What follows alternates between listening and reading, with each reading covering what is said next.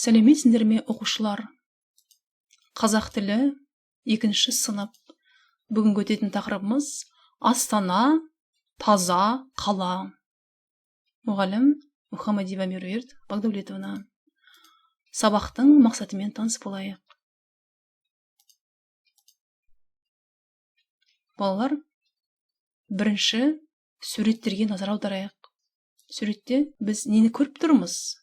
Әрине, Астана қаласын көріп тұрмыз. Астана таза қала. Бұл сурет біздің тақырыбымызбен тығыз байланысты екен. Өте әдемі, таза, көп қабатты үйлерді, ғимараттарды көріп тұрмыз суреттен. Ендеше бүгінгі тақырыбымыз Астана таза қала деп аталады. Әдеттегідей балалар, жаңа сөздерге назар аударайық.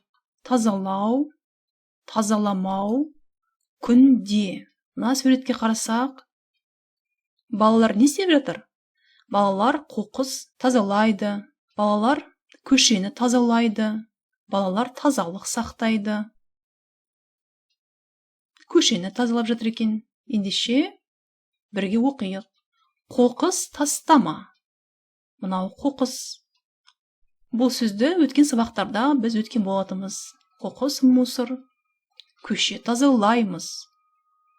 Тазалық, чистота. Тазалық сақтаймыз. Соблюдаем чистоту. Астанада тұрамын. Көшені күнде тазалайды. Сөздердің дұрыс айтылуына назар аударайық. Тазалық, сақтау. Тазалық, сақтау. Күнде, каждый день. Тазалық сақтау, соблюдать чистоту. Тазалық сақтаймыз. Мы соблюдаем чистоту. Жақсы. Ары қарай келесі тапсырмаға кезек берелік. Тыңда, қайтала, оқы. Мен Астанада тұрамын. Астана таза қала.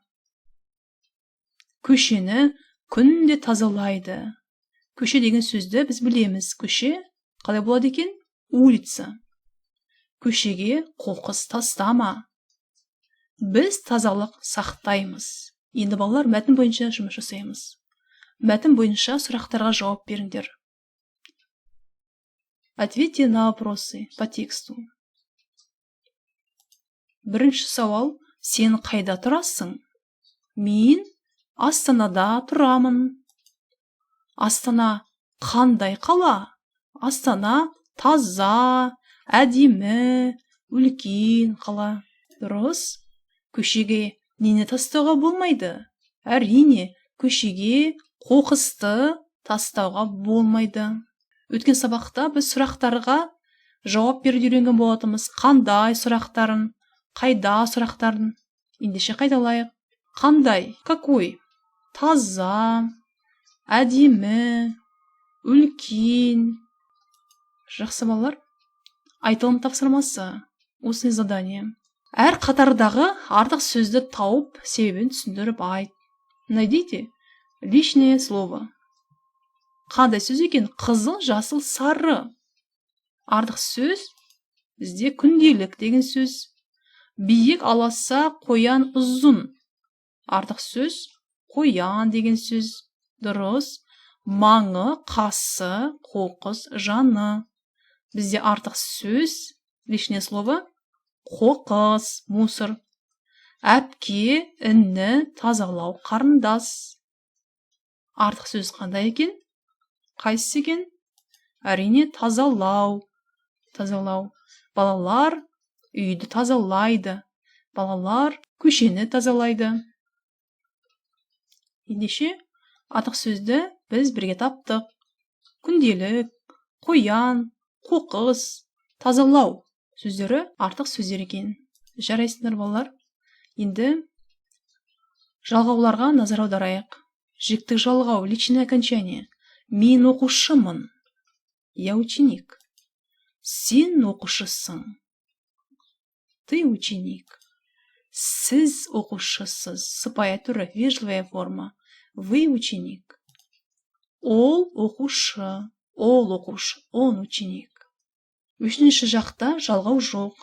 В третьем лице окончания нет. Обратите внимание на окончание. Мын, сын, сыз. Келесі, сен қайда барасың? Мен Астанаға барамын. Я поеду в Астану. Сен Астанаға барасың. Сіз Астанаға барасыз. Ол Астанаға барады.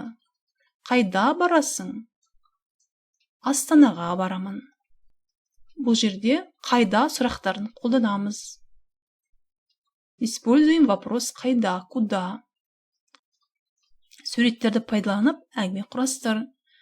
Используя картинку, составьте рассказ. Үлгі, образец. Бұл менің аулам. Біз аулада ойнаймыз. Мен көшеге қоқыс тастамаймын. Біз тазалық сақтаймыз. Мы соблюдаем чистоту. Берілген сөздерден сөйлем құрап жаз.